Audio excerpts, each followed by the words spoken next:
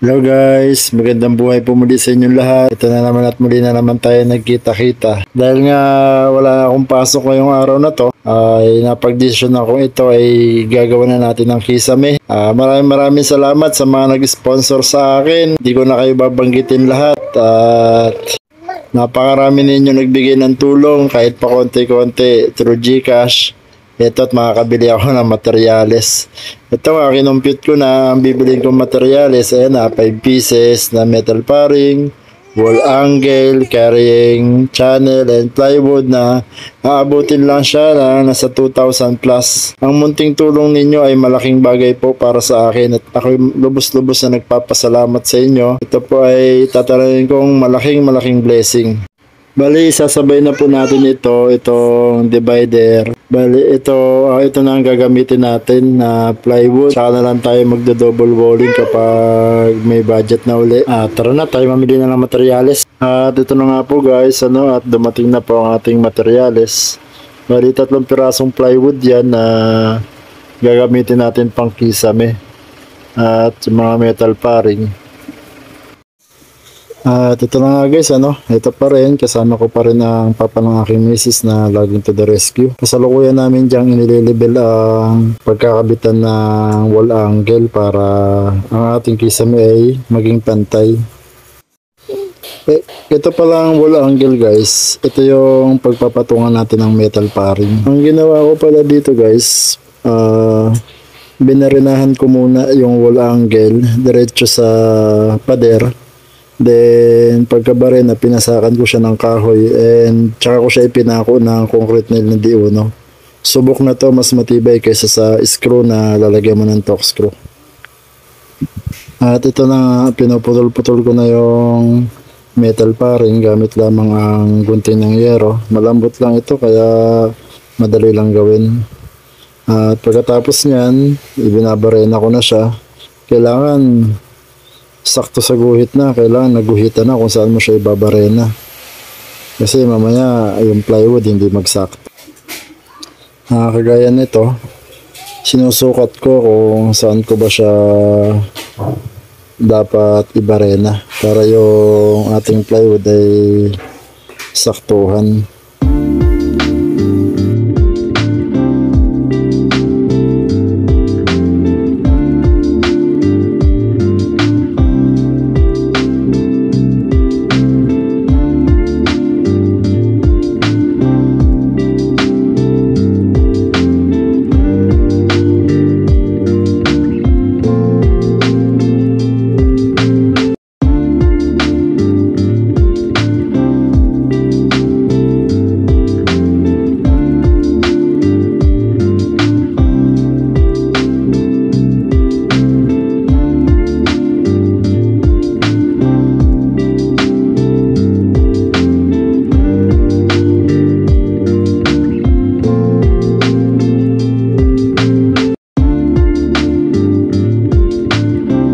Hello guys, at ito na nga, na-frame na natin yung pagkakapitan ng kisame.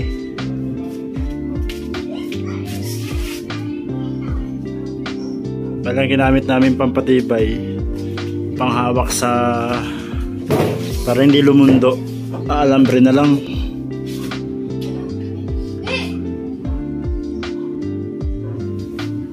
Wala kasi kaming hagdan para may barena doon. Bago ko siya i-alambre, nililibel ko muna. Kagaya niyan, pag kulang, iangat ko na lang ng konti dito. Mamaya kisame na to.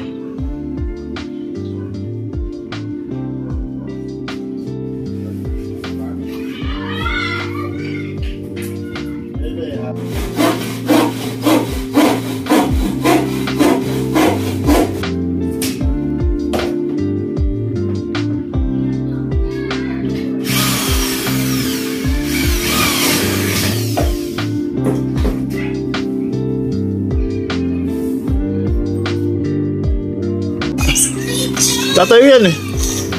Nag-aaral na nga pala tumayo ang aking anak. Ito pala yung flex ko. Ayan, nagabit na namin yung isa. Bale, isa pa dito. Tapos doon si Rojo na kalahati.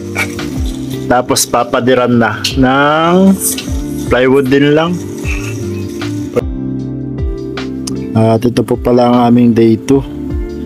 Kada hapon lang kasi nakakagawa kaya hindi pa matapos-tapos na isang araw lang. Bali ito po palang kisame na ito may design to. Pero tsaka ko na siya gagawin. Ipa-priority ko muna yung mga dapat unahin, mga bubong na may butas, mga dapat pampinturahan. Habang pansamantala ko pang pinag-aaralan kung paano ko ba ito gagawa ng design. Meron na rin ako mga nakita mga tutorial sa YouTube na tingin ko kaya kong gayahin. I-picture natin yan sa susunod nating vlog kung paano ba natin gagawa ng design yan. At may munting nga po pala akong kwento, munting patalastas. Para sa mga nagtatanong kung ano ba ang aking trabaho, bakit lagi kong sinasabi sa vlog na napulot ko lang yan. Lagi ko daw sinasabi sa vlog na palagi ko daw napupulot. Itong salamin, yung ginawa kong pan-divider, yun ay dito ko napulot. Bali, under renovation yung bahay niya at nagpalit siya ng sliding window dyan sa bahay na yan. Dalapit ko.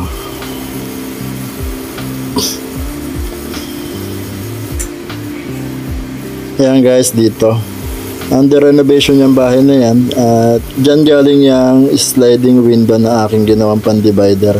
Ito ang gate na to, binibigay pa sa akin kaya lang masyadong malaki, hindi ko na kayang iuwi. Kagaya nito guys, aluminum na pang tiles to pang corner sa tiles. Alam ko magagamit ko kaya kinuha ko siya at iuwi ko siya. Ito guys, sayang, Huawei Mate 40 Pro na sinira lang kasi tinapon. Maraming cellphone na pinagsisira dito, ayan talagang totally sira siya. Kung ipapa-repair siguro mare-repair pa.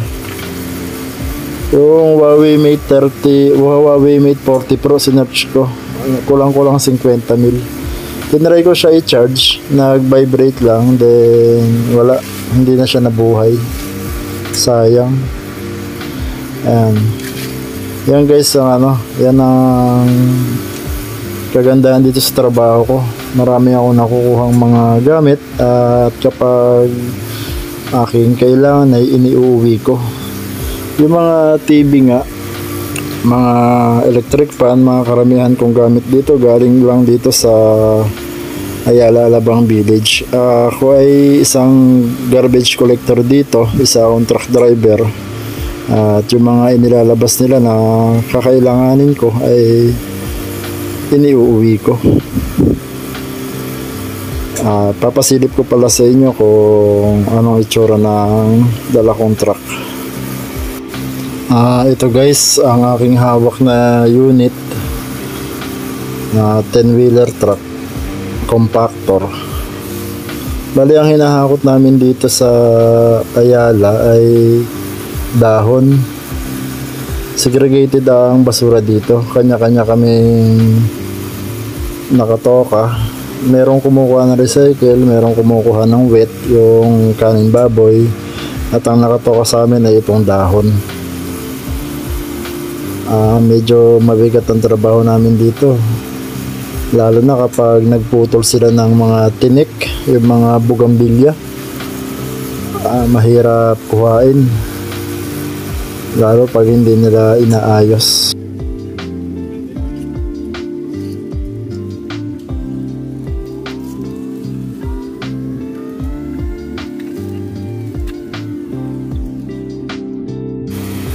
Hello guys, ngayong araw din na ito ay nakadali tayo.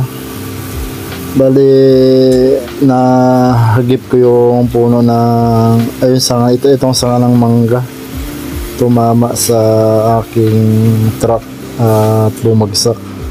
Buti na lang at konting-konti na lang hindi nabagsakan yung sasakyan. Ang tumama lang doon sa sasakyan ay mga dahon. Lumabas nga si madam kaagad kung tinamaan ba. Sabi namin na hindi naman dahon lang, medyo nagasgas pero mabait naman. Hindi na kami pinagbayad. Bali itong ano na to, itong sanga ng mangga na to ay saktuhan lang yung truck namin. Palagi kami dumadaan dito hindi naman namin to tinatamaan. Bali ang nangyari pala ay nahagip siya ng mixer na dumaan daw kaninang umaga, kaya nagkaroon na siya ng bitak at lumaylay na. At nung pagdaan ko naman, hindi ko inaasahan niya kasi lagi kami dumadaan dyan, saktuhan lang yung truck namin ay nasagi ko. Dito siya tumama sa dyan, saktong sakto. Kaya sa amin natuluyan, bumagsak. Nagmamadali nga kami dito gawa ng may ticket to pwede kami matikitan dito. Buti at walang dumaan. Kasalukuyan niya habang ini-edit ko to ay wala naman naging reklamo sa amin ang nagpapatupad ng batas dito sa Ayala Alabang. Hindi naman kami natikitan. Ako'y nagpapasalamat at yung kotse ay nahagip lang ng dahon. Nagasgasan siya kaya lang hindi naman malala at yung may-ari ay mabait at pinagbigyan na lang kami. At ito na nga guys, sa tagal ng aking patalastas, pag uwi ko galing trabaho tapos na yung pader. Tinira na ng papa ng aking misis. Check nyo guys, ang laki ng aming magiging kwarto. Paikot-ikot na dito si Bebe. Guys, bali hanggang dito lang ang ating magiging video ngayon. Sa muli pa natin pagkikita, maraming salamat sa lahat ng sumuporta at sa mga nag-donate. Sana'y manatili kayo at sana'y dumami pa tayo. Maraming salamat sa inyong lahat. God bless.